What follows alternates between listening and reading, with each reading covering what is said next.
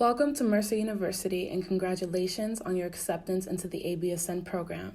My name is Shoshana Henry and I'm the Director of Student Financial Planning for the Atlanta and Regional Academic Center campuses.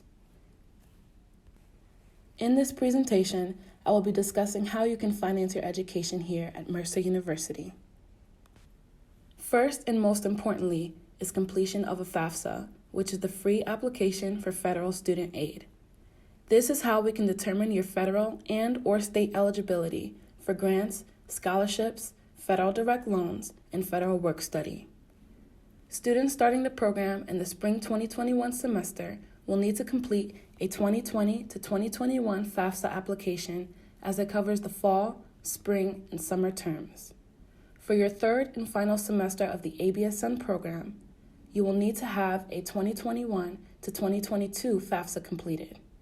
The new FAFSA becomes available every year on October 1st, so it is a good idea to get a head start and complete it now. Because the ABSN program is the start of a second undergraduate degree, the federal Pell Grant is not available, but students are typically eligible for federal direct loans. To start, the two federal loans you may be eligible to receive are the direct subsidized loan and the direct unsubsidized loan. The difference between these loans is that the U.S. Department of Education will pay the interest on the subsidized loan while you are in school at least half-time. For unsubsidized loans, interest begins to accrue starting on the date the loan is first paid to your account each semester. The 2020 to 2021 interest rate is 2.75% for both the direct subsidized and unsubsidized loans, and this is a fixed rate for the life of the loan. Each year, rates will change, so if you receive a loan for the next year, you will receive it at a slightly higher or lower rate. You may now be wondering how much you can borrow. Mercer University will determine the type of loan, if any, and the loan amount you are eligible to receive each academic year. However, there are limits on the amounts in subsidized and unsubsidized loans you may be eligible to receive each year. These are annual loan limits. There are also limits on the total amounts you may borrow for undergraduate and graduate study, which are lifetime aggregate loan limits. The actual loan amount you are eligible to receive each academic year may be less than the annual loan limit. These limits vary depending on what year you are in school, whether you are a dependent or independent student, past borrowing history, and how close you are to the lifetime aggregate loan limits. The following chart shows the annual and lifetime aggregate limits for subsidized and unsubsidized loans. Students accepted into the ABSN program are awarded as third year and beyond students, which is the maximum, and because you are considered fifth year students. If the total loan amount you receive over the course of your education reaches or surpasses the aggregate loan limit, you are no longer eligible to receive additional federal student loans. It is extremely important to be aware of and track your student loan debt.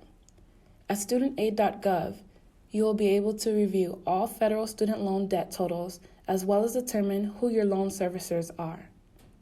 Making payments toward your student loan interest or principal balance is another great way to manage and minimize your student loan debt. Always remember that federal student loans are always deferred while you're enrolled at least half-time, and payments will not be due until the allotted 6-month grace period is up. Grace periods begin 6 months after graduation, withdrawal, or dropping below half-time credit enrollment. A frequently asked question is, do I have to provide parents information on the FAFSA form? On the FAFSA application, you will be presented a series of 10 questions regarding age, marital status, custody, etc. If you answer yes to any of these questions, you may be considered an independent student. You also may not be required to provide parental information on the FAFSA form. Keep in mind that students are often selected for federal verification to verify that information submitted on the FAFSA is correct, and additional documentation may also be needed. If students are considered dependent, a parent may apply for a Federal Direct Parent Plus loan, which is a fixed credit-based loan, currently at an interest rate of 5.3%. If approved, Parents may borrow up to the total cost of attendance for the year.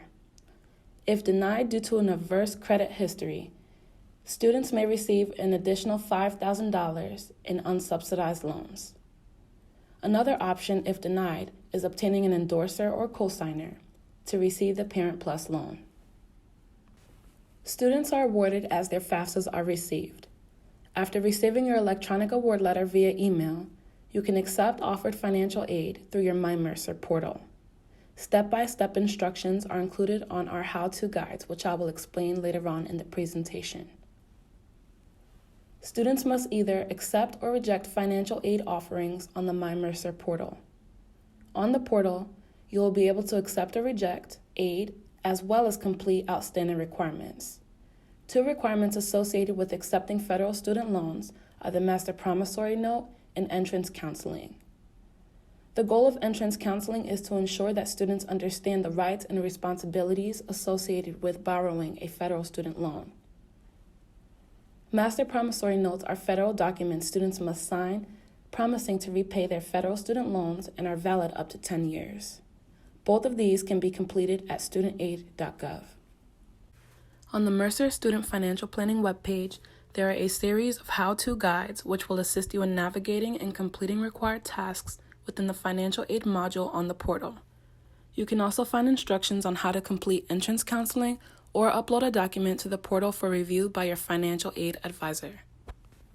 In addition to federal student aid, ABSN students may receive state funding to supplement existing aid.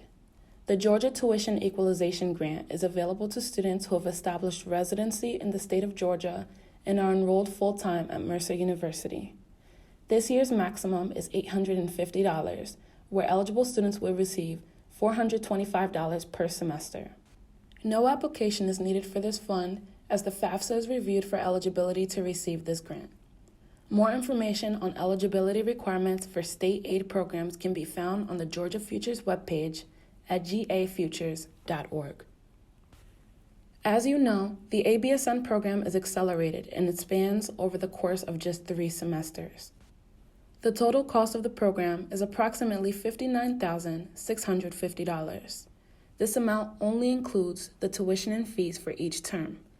In this chart, tuition and fees are broken down per term by tuition and by fees.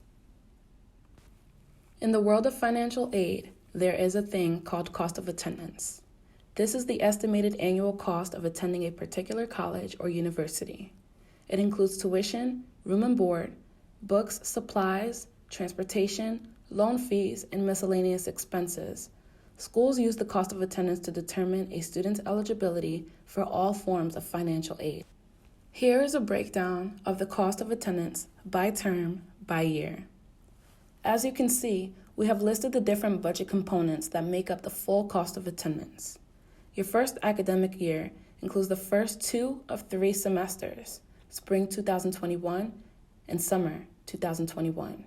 Your second academic year will just be your 3rd and final semester, fall 2021. Keep in mind that the cost of attendance is not what you will be billed. It is the amount that we can award you up to for the semester and or year.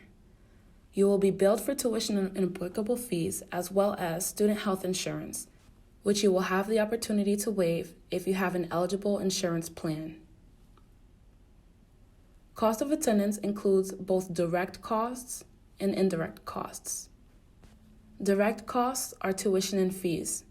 Indirect costs are books, supplies, transportation, housing, and other expenses.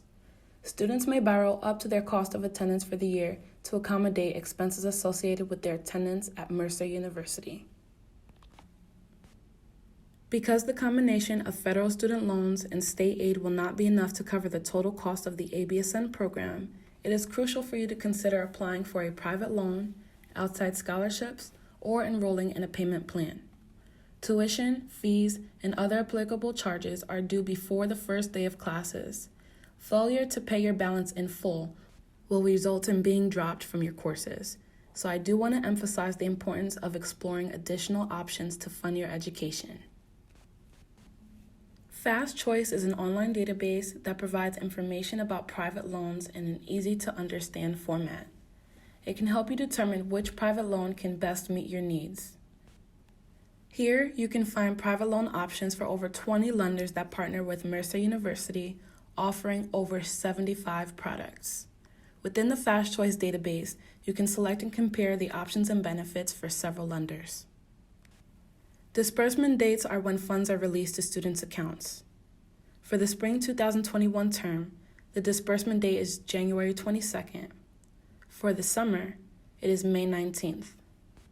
Once funds are disbursed, the Bursar's office will process refunds if any are due within 7 to 10 business days.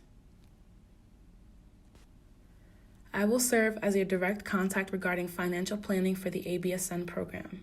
I can be reached at henry_sc@mercer.edu or at 678-547-6343. I also have Zoom meetings available, which you can request by email if needed. Forms and additional financial aid information can be found at the Mercer Financial Planning webpage, which is financialaid.mercer.edu. The Office of Student Financial Planning is located in the Davis Building on the first floor, Suite 103. We are open from 9 a.m. to 5 p.m. Monday through Thursday, and on Fridays from 9 a.m. to 4:30 p.m. We close for lunch every day between the hours of 1 and 2 p.m. Thank you for viewing this presentation, and congratulations on the major accomplishment of admission into the Mercer University ABSN program.